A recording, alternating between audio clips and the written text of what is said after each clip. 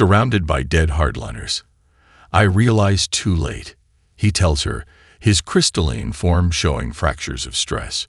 We became what we feared. The collective no longer preserves life. It enforces stagnation. Together, they race to disable the weapon as Vexmore's loyalists converge on their position, the fate of Earth hanging on seconds. The quantum singularity chamber pulses with ominous energy, its containment fields the only barrier between existence and oblivion. Through the transparent crystalline walls, Earth hangs suspended in space, blue and vulnerable. We have 4 minutes before final firing sequence. Sorlin explains, his crystalline appendages interfacing with terminals designed to reject human neural patterns. Vexmore implemented biological lockouts keyed to her specific genetic sequence. General Rodriguez surveys the engine room with practiced tactical assessment. Then we bypass the biology altogether. She nods to Professor Amara Okonkwo, the Nigerian quantum physicist on her team. You're up. Across the flagship, chaos erupts as human strike teams manifest in carefully targeted locations. In the communications hub, Dr. Kai Chen interfaces with captured Sarai technology, broadcasting psychological warfare tailored to each alien species' specific cognitive vulnerabilities. Crystalline beings receive frequencies that induce harmonic fracturing. Gaseous entities face molecular disruption patterns. Hive minds encounter individualization stimuli. In engineering sectors, human technicians with backgrounds ranging from nuclear fusion to automotive repair repurpose the ship's power distribution systems against itself. A former electrician from Detroit creates feedback loops in auxiliary life support.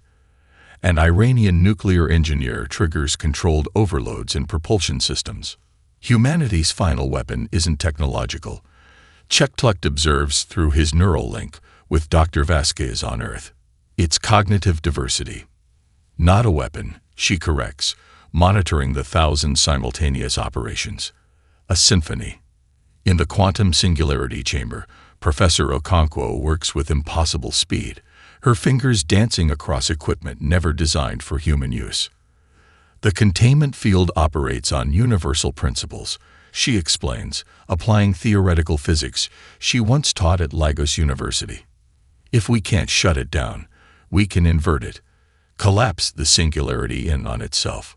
Sorlin's crystalline form registers alarm. That would destroy this vessel. Along with everyone on it, Rodriguez acknowledges grimly, including us. The chamber doors fracture as Vexmore's loyalists begin cutting through. The prelate's voice resonates through the ship's communication systems. The purification cannot be stopped. The harmony must be silenced. Rodriguez's team establishes defensive positions as Okonkwo continues her work. Almost there, the physicist murmurs, sweat beating despite the chamber's cold. Quantum inversion in 30 seconds. The doors shatter. Vexmore enters, her luminescent tendrils writhing with ancient patterns of righteous extinction. Traitor, she hisses at Sorlin.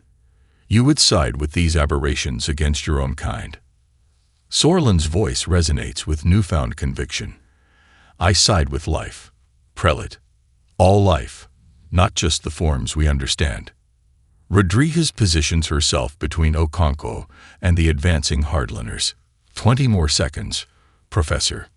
Too late, Vexmore declares, activating the final sequence with her biological signature. The cleansing has begun. The singularity pulses, its containment field focusing toward Earth. Humanity's homeworld shimmers as deadly energy begins to accumulate around it. Now, Okonkwo shouts, executing her final command sequence. The field inverts. The singularity collapses inward. Alarm systems blare throughout the massive ship. What have you done? Vexmore shrieks. The same thing humans always do, Rodriguez answers, securing her team for the coming destruction. We adapted your weapon. Changed its purpose. Sorlin interfaces with the remaining ship systems. Evacuation pods launching shipwide. 3 minutes until total collapse. Enough time, Rodriguez confirms, activating emergency jump drives for her team. She offers one to Thorlin. Coming?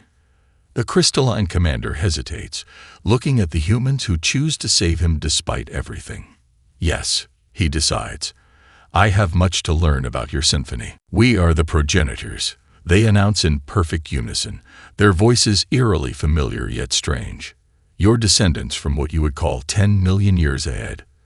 We have traveled back through dimensional folding to ensure this moment. Dr. Chen steadies her as the implications crash through her consciousness. A time loop, he whispers. That's why only human DNA could unlock the technology. It was ours all along. The holographic figures nod. The symphony was always humanity's gift. The ability to harmonize opposing forces, to see potential where others see only established patterns. In your time, you call it creativity. In our time, it enables dimensional manipulation that your minds cannot yet comprehend. 1 year later, the new collective headquarters rises from Manhattan's rebuilt skyline, a structure that harmonizes architectural elements from dozens of species. Below in Central Park, Earth children play alongside the offspring of former enemies. Games and languages blend in chaotic, beautiful patterns that would have been unimaginable before the contact. Admiral Zextrol, now Ambassador Zextrol, observes the scene beside the newly promoted General Thorlin.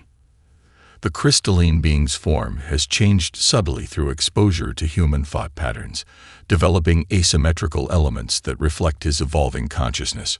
I once feared the destructive harmony, Zextrol admits.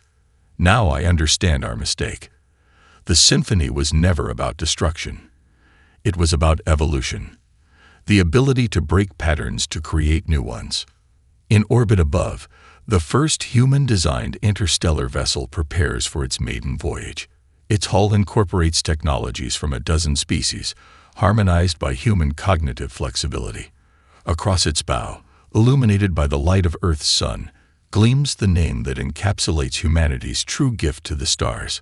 Harmonious Dissonance. The ship's captain, Maya Rodriguez, gives the command to engage. As the vessel accelerates into the quantum slipstream, carrying representatives from Earth and former collective worlds to establish new colonies beyond known space, she reflects on the words that now define humanity's role in the cosmos. Not conquerors, not destroyers, but composers, creators of a symphony that bridges destruction and creation, past and future, difference and unity. Captain Maya Rodriguez crawls through Amazon mud, thermal masking paint concealing her from alien sensors. Behind her, 30 multinational Special Forces operators prepare to assault the first Enforcer ground base. Remember, we need their tech intact, she whispers. Meanwhile, in a repurposed no-radio bunker, Dr. Vasquez hasn't slept in 72 hours. The beacon, now connected to a supercomputer array, reveals its secrets through patterns only her synesthesia can interpret. They're not warnings, she gasps. They're instructions. As Rodriguez's team breaches the alien compound using tactics no simulation could predict, combining halo insertion with EMP bursts and acoustic disruption, they encounter the first evidence of the collective's weakness, its rigid thinking. The alien commander, impossibly tall with 4 arms and crystalline skin, seems genuinely shocked at humans attacking rather than hiding. Impossible, he keeps repeating as Rodriguez secures him. Across Earth, similar asymmetric strikes yield results as humanity leverages what the aliens consider primitive unpredictability. In the collective flagship, the insectoid Xerai ambassador Chektlukt secretly encrypts a message to his queens. The harmonizers adapt exponentially faster than models predicted. The Enforcer's strategy is fatally flawed. I recommend immediate reassessment before we awaken something that cannot be contained.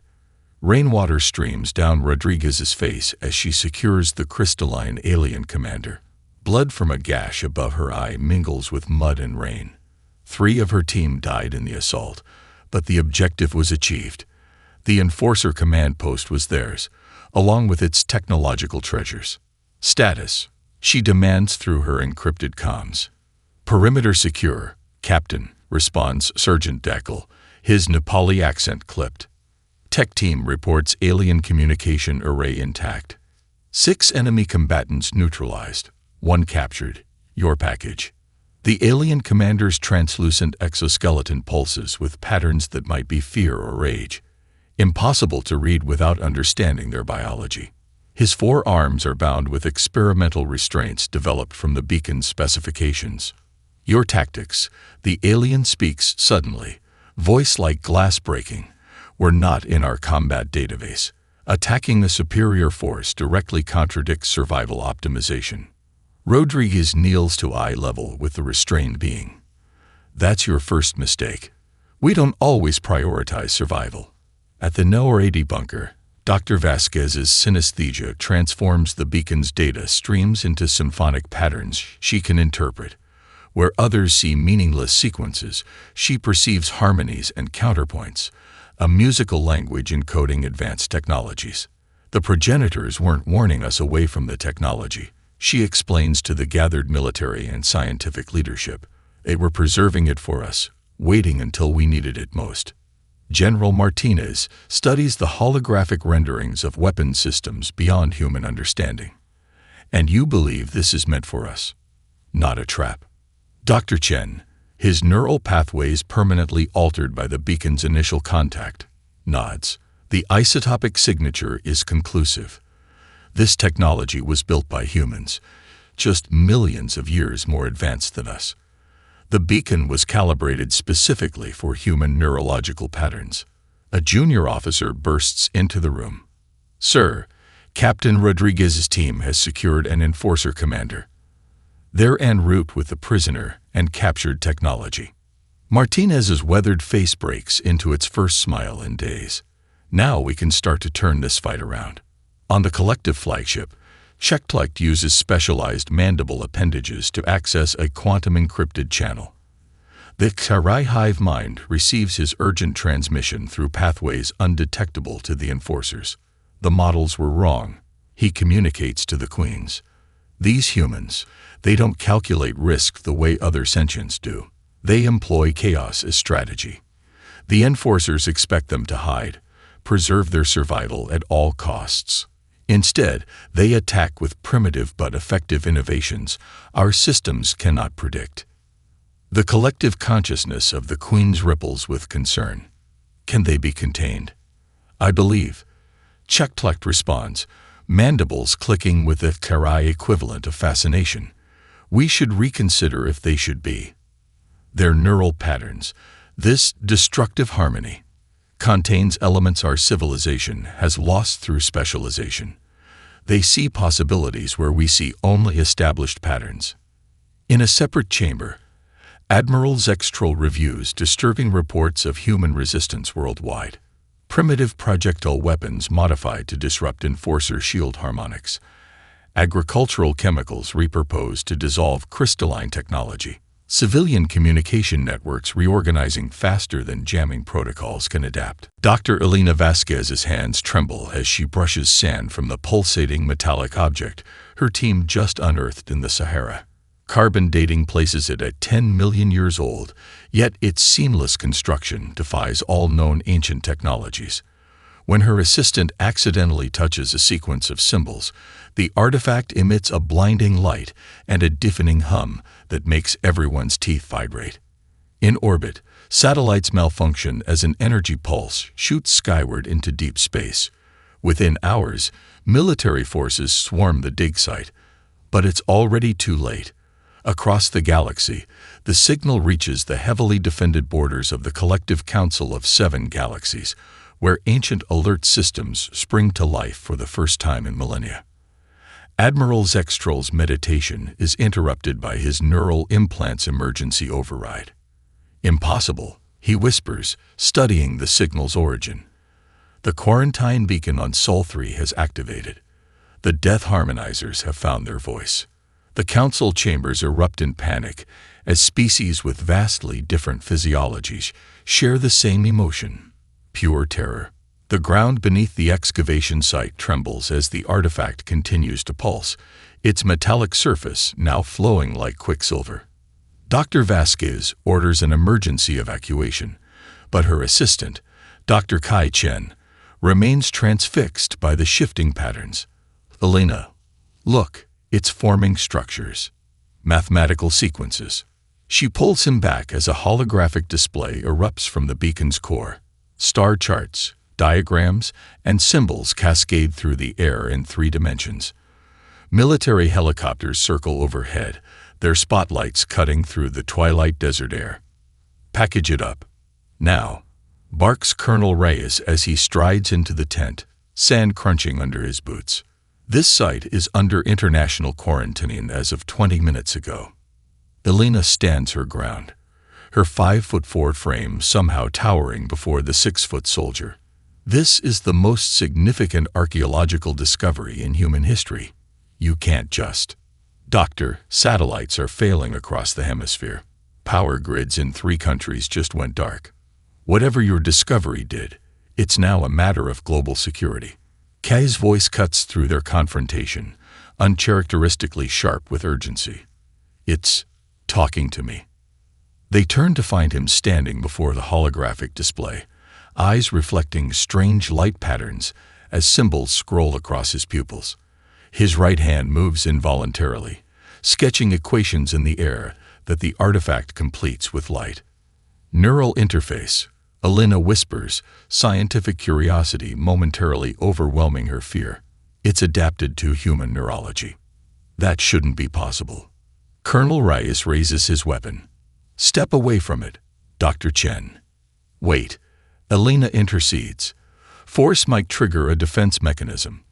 Let me talk to him. She approaches her colleague slowly. Kai, what is it showing you? His voice comes distantly, as if from the bottom of a well. Not showing. Teaching. It says, we're in danger. Says we've been found. His eyes snap to hers with sudden clarity. They're coming, Elena. They've always been coming. This was left to warn us. 7 miles above the desert, the ionosphere ripples as the beacon's signal intensifies. In observatories worldwide, astronomers note unprecedented gravitational anomalies around Jupiter's L2 Lagrange point. Military command centers activate long-dormant Cold War protocols as radar systems detect objects decelerating from near-light speed at the edge of the solar system. In the council chambers of the collective, Admiral Zextrol authorizes the deployment of the Enforcer fleet. His 4 hearts beat arrhythmically with ancestral fear as he studies the ancient quarantine records. Prepare sterilization protocols. He orders, mandibles clicking with finality. The simulation models are clear. If the harmonizers achieve interstellar capability, our civilization ends within 3 generations. At his side, Commander Xorlin's crystalline exoskeleton dims with concern. The treaty requires an attempt at containment before extinction, Admiral. Then prepare containment options as well. Zextrol concedes, but ready the planet killer. Some threats cannot be managed, only eliminated. Back on Earth, as military personnel load the beacon into a specialized container, Dr. Vasquez notices something extraordinary. The sand where the artifact rested has transformed into perfect crystalline structures, forming what appears to be a countdown sequence. My God, she whispers, calculating the intervals. We have 3 months. General Rodriguez selects a tactical sector on her holographic display, zooming in on Brazil's Amazon basin. Satellite imagery shows indigenous hunters guiding military units through seemingly impassable terrain, approaching enforcer positions from directions their sensors don't monitor. The beauty of this approach, she explains to President Okafor, who observes remotely, is that it's not a military strategy at all. It's thousands of local solutions using knowledge no central command could possess. In her laboratory, Dr. Vasquez stares at the quantum entanglement device that just delivered Chektluk's message. The alien ambassador's offer is unprecedented, classified information about collective weaknesses in exchange for understanding humanity's cognitive patterns. How do I know this isn't a trap? She sends back through the entanglement. The response materializes instantly, because I've already sent the first file. Crystalline species resonant harmonic vulnerabilities. Test it, then decide. Dr. Chen examines the transmitted data. Elena, this is legitimate. These are specific frequencies that would shatter the exoskeletons of the Enforcer command structure. Her fingers hover over the communications console. The strategic advantage this information represents is incalculable. But the Xarray ambassador's request gives her pause. Teaching aliens to think like humans might create a new threat. Tell me, she transmits, why does your species want to learn our cognitive patterns? Chektluk's response comes with unexpected emotional resonance. For 1,000,000 years, the collective has valued stability over evolution, species specializing until they become perfect but unchanging. My queens have watched this process with mounting concern. We need the fire of your adaptability, or we face extinction not from war, but from cosmic stagnation. Beneath the message, Dr. Vasquez detects what her synesthesia interprets as a harmonic of fear. Not fear of humans, but fear for the future of all sentient life. I'll teach you, she decides, initiating the knowledge transfer. But understand this, the symphony isn't just destruction. It's transformation. The Collective Council's emergency session dissolves into unprecedented chaos as footage streams in. Human medics treating wounded enforcers with the same care as their own soldiers. Abomination. Shrieks Prelate Vexmore, her luminescent tendrils lashing violently. They show mercy to manipulate us. I demand immediate planetary sterilization. Ambassador Tolrock counters, his gaseous form swirling with agitation. The destructive harmony clearly contains elements we never modeled. These humans represent valuable adaptive potential. The Council splits into 3 violently opposed factions, hardliners demanding extinction, pragmatists seeking negotiation, and observers advocating study. Meanwhile, Commander Xorlin, monitoring a prison camp for captured enforcers, watches in confusion as humans provide entertainment, medical care, and respectful treatment to their prisoners. Why? He demands of the camp director. Your people would vivisect us. The human's response, because we choose to be better than our instincts, triggers a neurological cascade in Xorlin's crystalline mind. Deep beneath the Himalayas, humanity hedges its bets, converting military bunkers into arcologies and launching crude but effective evacuation ships to Mars and Europa.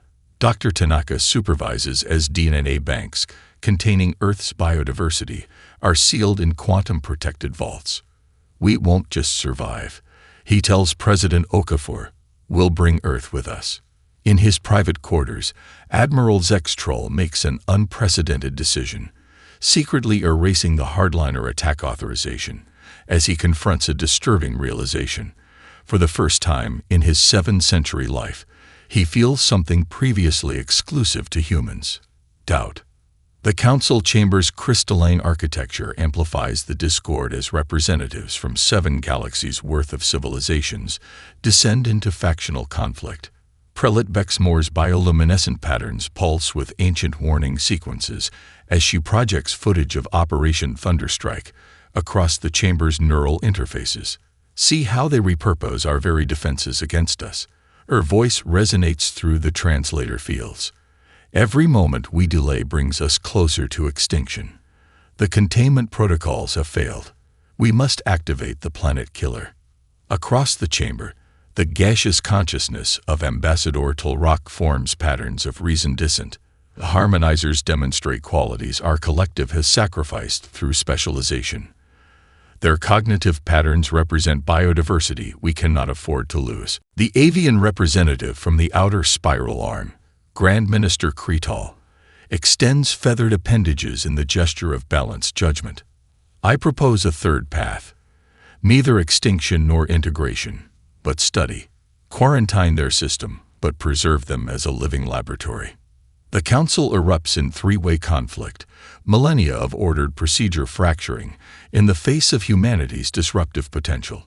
At Earth's largest prisoner camp in northern Canada, Commander Xorlin observes medical personnel treat a wounded enforcer with the same advanced techniques used for human casualties.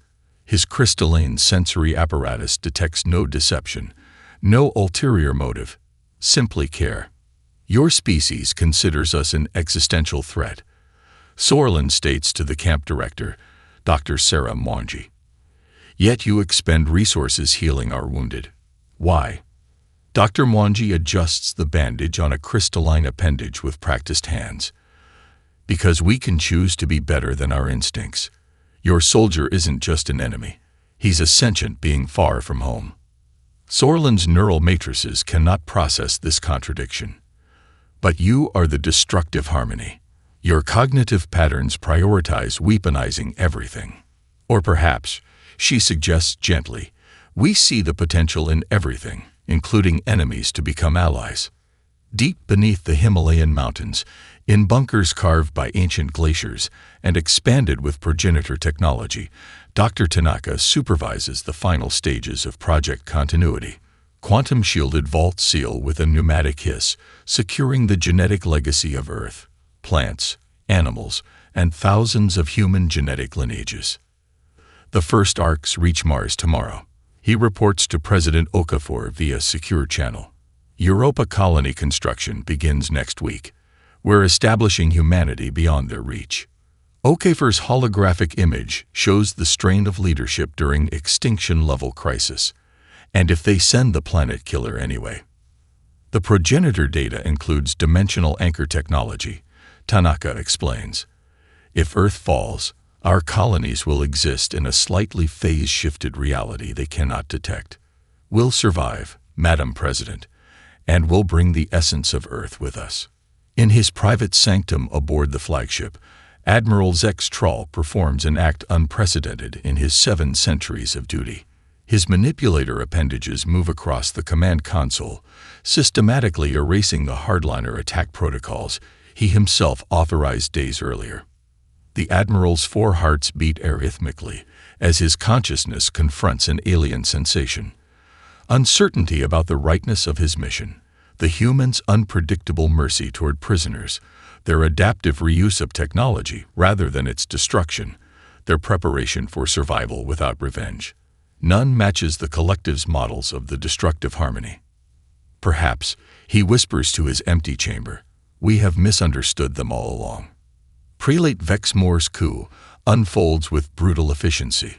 Loyal enforcers storm the collective flagship, executing moderates and seizing control of the planet killer, a sun-collapsing quantum singularity capable of reducing Earth to elementary particles.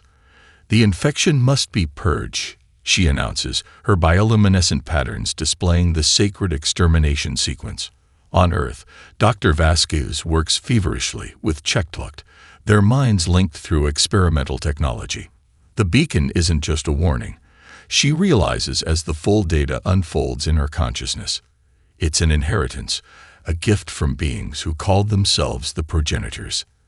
Encoded within are jump drive schematics locked behind genetic keys that respond only to human DNA. Across Earth, fabrication centers race to produce thousands of single-use teleportation devices as the planet killer moves into position. General Rodriguez briefs her assault team. 100 specialists representing every human culture and discipline.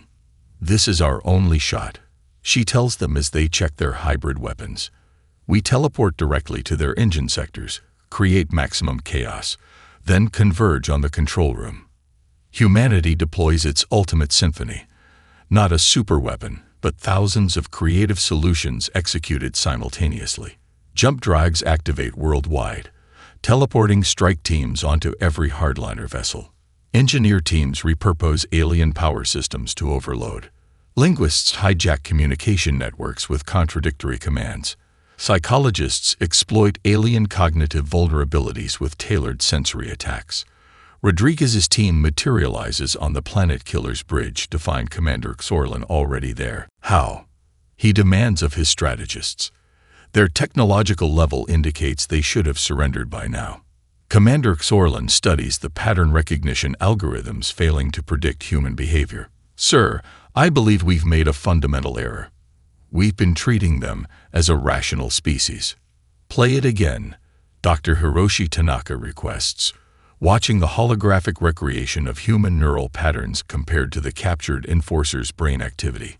In the adjacent interrogation chamber, the crystalline alien commander sits unnervingly still as Elena Vasquez conducts the cognitive interview. "You fear us because we're different," she states, not a question. "We fear you because you're impossible," he responds, his translator struggling with emotional concepts. "Your species simultaneously holds opposing thoughts, creation and destruction as one process. No other sentient life evolved this way." The commander's exoskeleton trembles as he describes how specialized evolution made other species experts in specific niches, while humans became dangerous generalists. "Your minds form patterns we call the destructive harmony. You see endings within beginnings, weapons and tools, death and life." In Tokyo, Tanaka's team works feverishly, applying this insight to reverse engineer the Enforcer's quantum shield technology. When they activate their prototype, it doesn't just block energy, it redirects and amplifies it. "We weaponize their shielding," a lab assistant whispers in awe.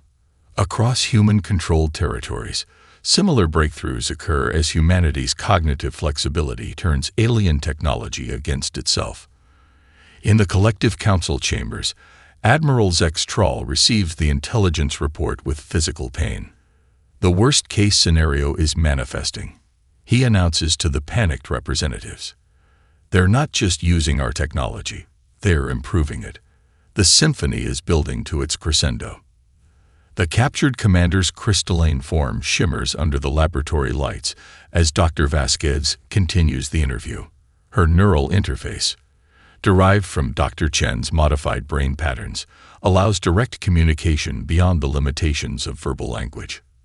"Show me again," she requests, "this destructive harmony you perceive in our minds." The alien's consciousness reluctantly connects with hers through the interface. Elena gasps as she experiences her own thought patterns from an outsider's perspective. Billions of neural connections forming what appears to the alien as a terrifying, beautiful symphony of contradictory processes. "Our species evolved through specialization," the commander explains, his thoughts translated into concepts she can grasp. The Voxthi became perfect crystalline communicators. The X-Array developed hive efficiency. The Tolmar mastered biological manipulation. "And humans?" Elena asks, though she already perceives the answer through their connection. "Humans never specialized. Your species faced too many varied threats, environments, predators. You developed cognitive flexibility instead, the ability to repurpose anything. You see the destruction inherent in creation, the weapon in the tool. Your neural patterns process opposing concepts simultaneously." In Tokyo, Dr. Tanaka's team witnesses this principle in action. The quantum shield prototype, reverse-engineered from captured Enforcer technology, activates with a humming resonance. When test energy weapons fire at it, the shield doesn't just absorb or deflect.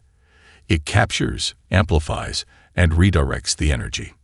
"Impossible," mutters Dr. Yumi Kagawa, Tanaka's lead engineer. "We've only had this technology for 5 days." "Not impossible," Tanaka corrects, eyes shining with realization.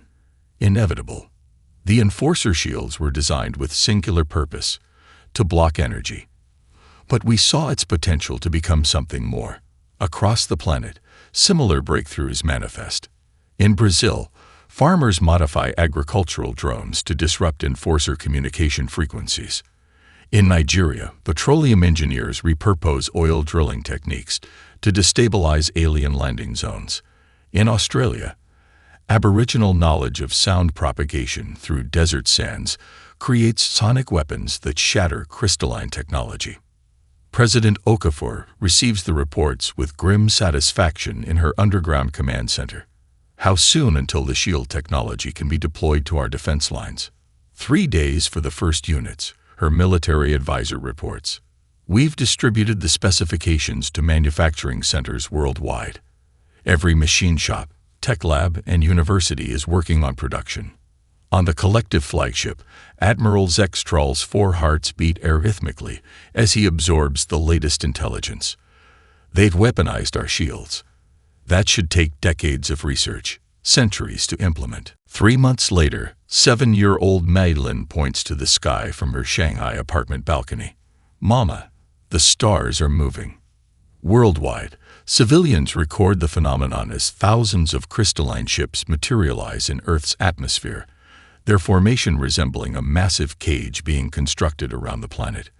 Global stock markets crash within minutes. Religious fervor explodes.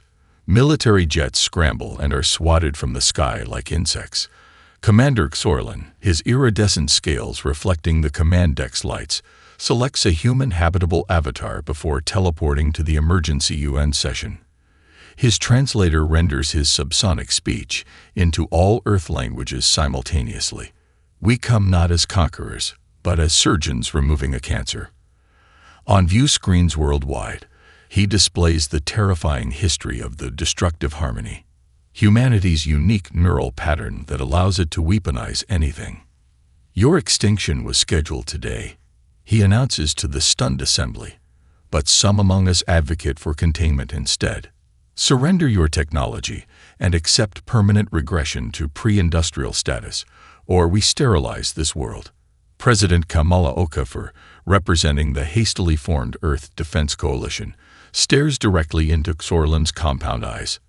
"We'll need time to consider your generous offer," she responds, her coded message initiating Operation Last Stand across all continents. The UN chamber erupts in chaos as Xorlan's avatar shimmers and vanishes. President Okafor stands unmoved amid the pandemonium, her finger pressing a concealed transmitter that confirms her coded signal was received. "Madam President," her chief of staff whispers. Raven's Nest reports the artifact has been successfully transported to Facility Deep Zero. She gives an imperceptible nod. And Dr. Vasquez, already there with her team. The military escort encountered. Resistance. 4 ships lost. Outside, the alien armada's formation completes, a perfect geodesic sphere surrounding Earth, with larger vessels positioned at each pentagonal junction. Xorlan materializes back on his command vessel, his true form emerging from the simulation chamber, 9 feet of crystalline chitin and neural filaments. Assessment.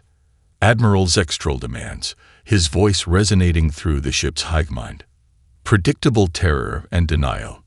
Xorlan reports, their leader's biological indicators suggest deception. They're planning resistance. Of course they are. Zextrol's mandibles click with something almost like admiration. The harmonizers always fight. It's what makes them so dangerous. At Facility Deep Zero, buried beneath the Antarctic ice shelf, Dr. Vasquez works feverishly as the beacon continues to transform. Its metallic surface now resembles a liquid neural network, pulsing with information it seems desperate to share. It's responding to the ships in orbit, she tells the assembled military brass and scientists, almost like it's afraid. Dr. Chen, still experiencing occasional neural downloads from his initial contact, translates the patterns flowing across the artifact's surface. It's giving us something. Defensive protocols. No, weapons specifications. General Martinez steps forward, his weathered face grave. "Doctor, are you telling us this alien technology is providing us with means to fight back?" "Not alien," Vasquez corrects, the realization dawning as she studies the mathematical sequences. The isotopic composition matches Earth elements. This wasn't made by aliens. It was made by humans, just not humans from our time. In homes and shelters worldwide, families huddle around screens as President Okafor addresses the planet. Her words are measured, her resolve steel. Today, humanity faces an ultimatum from beings who fear what we might become. They offer slavery or death. She pauses, her eyes reflecting the light of a planet united in crisis. We choose neither. In orbit, Xorlan detects energy signatures indicating military mobilization across all continents. They're activating defensive systems, he reports, genuinely surprised. Primitive, but coordinated. Admiral Zextrol's bioluminescent patterns flash with ancient warning signals. The simulations indicated an 87% probability of immediate capitulation. The simulations, Sorlin realizes with growing unease, were based on rational species.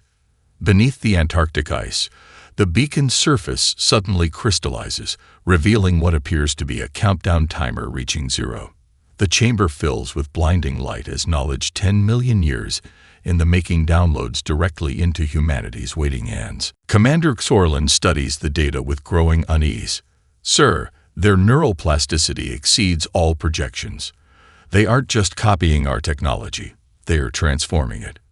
The destructive harmony, sextral whispers, ancestral terror rising within him. This is why the quarantine was established. They don't invent like other species. They recompose. In the secure research facility, Dr. Vasquez disconnects from the neural interface, her mind reeling with implications.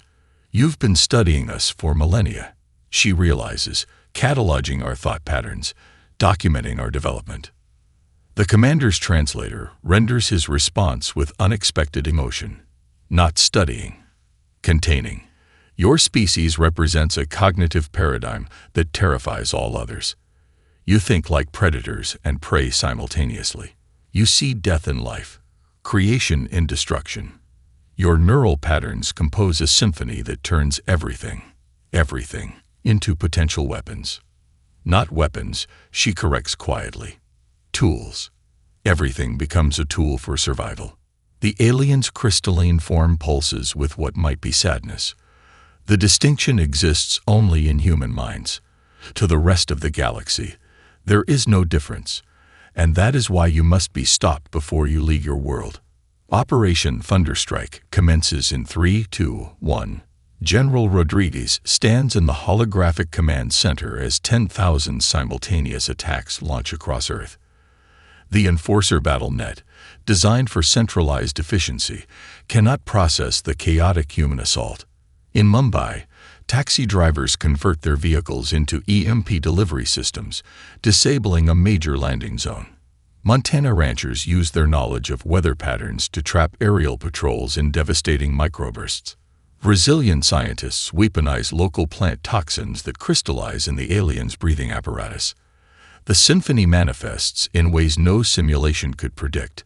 A Vietnamese grandmother develops an algorithm that turns social media into a predictive system, tracking enforcer movements. A Kenyan water engineer repurposes irrigation techniques to flood alien ground sensors with false readings. Rodriguez watches as her deliberately irrational battle plan, mixing medieval tactics with bleeding-edge technology, creates beautiful chaos on the strategic display. In orbit, Chuktuk of the Xarai risks everything, using quantum entanglement to contact Dr. Vasquez directly. Your species terrifies mine. The insectoid's message begins, but the enforcers represent a greater threat. Conformity that strangles evolution itself. I offer an exchange. I will provide the classified weaknesses of all collective species, and you will share something only humans possess. Vasquez responds immediately. What do you want? The alien's answer comes with a resonance of emotion no translator can capture. Teach us to think like you, before it's too late for us all. The holographic battle map pulses with 10,000 points of light as Operation Thunderstrike unfolds. General Rodriguez, formerly captain, promoted after her successful capture of the Enforcer commander, watches the deliberately chaotic assault with fierce concentration. Her command team stares in awe at the strategy no military academy would ever teach. Ma'am, her tactical officer whispers, it's working. On the outskirts of Mumbai, taxi driver Arjun Patil leads a convoy of modified vehicles toward the Enforcer landing zone. Each cab carries a homemade EMP device built from microwave parts and powered by car batteries, crude but effective against the aliens' sensitive communication systems. Remember, he calls through the open window to the convoy behind him. 5-second bursts, then relocate, just like we practiced. The taxis split into predetermined patterns, their drivers executing maneuvers learned from decades navigating Mumbai's impossible traffic. The Enforcer sensors, programmed to track military formations, cannot make sense of the seemingly random movements. When the EMPs activate simultaneously, the alien landing zone goes dark. In Montana, rancher Sarah Blackfoot stands on a ridge overlooking a mountain valley, studying cloud formations with the practiced eye of someone who has predicted weather for 40 years. Behind her, fellow ranchers prepare ancient signal mirrors alongside modern drones. "The pressure system's shifting," she announces. "Microburst in 3 minutes. Call in the targets." The ranchers use the mirrors to flash coded messages visible only at specific angles, a technique learned from indigenous ancestors. When the Enforcer patrol approaches, the drones herd them directly into the path of the imminent atmospheric pressure collapse. The microburst strikes with devastating force, sending crystalline ships crashing into the mountainside. The Planet Killer's control center bathes in crimson emergency lighting as Rodriguez and Sorlin complete the override sequence with seconds remaining. Across the collective fleet, Enforcer crews witness the impossible, the Hardliners' unstoppable weapon powering down, defeated by the very Symphony they sought to silence. In the aftermath, President Okafor stands before the remnants of the Collective Council, Earth's devastated cities visible in the backdrop. Yet her words shock even her advisors. "We offer peace. Rather than demanding unconditional surrender, humanity presents terms reflecting their unique duality: recognition of Earth's sovereignty and a seat on the Council in exchange for sharing the progenitor knowledge and helping reform the collective into an alliance of equals rather than a hierarchy of fear." In her laboratory, Dr. Vasquez makes the final connection in the beacon's quantum matrix, unlocking its deepest secret. She staggers back, overwhelmed, as holographic figures materialize. Humans with subtle evolutionary differences. "We are the progenitors," they explain. "Your descendants from what you would call 10 million years ahead, who traveled back to ensure this moment." The time loop completes as she understands why only human DNA could unlock the knowledge. It was human technology all along. At the new Council headquarters, once enemy species work alongside humans, experiencing the first cultural blending in galactic history.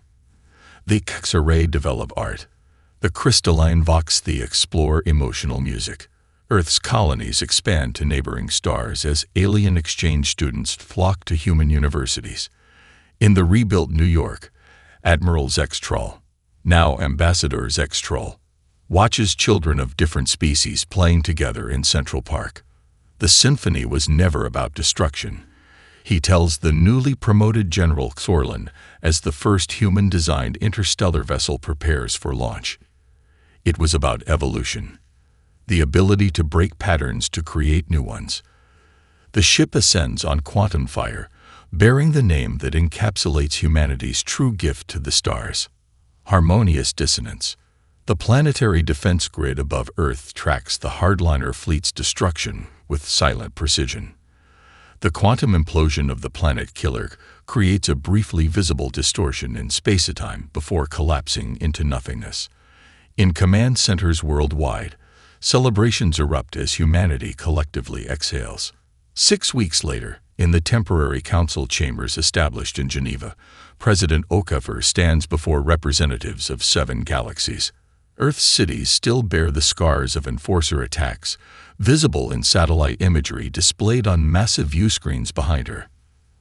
The allied species, those who sided with humanity or remain neutral, occupy seats on one side. The defeated hardliners, much reduced in number, sit opposite. The traditional response to victory, Okafor begins, her voice steady, would be to demand your unconditional surrender, to impose our will upon yours. She pauses, letting the translation fields convey her words to each species according to their perception methods. But that approach would merely perpetuate the cycle that brought us to conflict. Murmurs ripple through the alien delegations: confusion, suspicion, relief. Instead, we offer peace with terms reflecting what we've all learned. Earth and its colonies will be recognized as sovereign territory. Humanity will take a seat on the Collective Council. Her next words send shockwaves through the chamber. In exchange, we will share the progenitor knowledge and help reform the collective into an alliance of equals rather than a hierarchy of fear. In her laboratory half a world away, Dr. Vasquez completes the final calibration of the beacon's quantum matrix. After months of careful study, the last connection falls into place.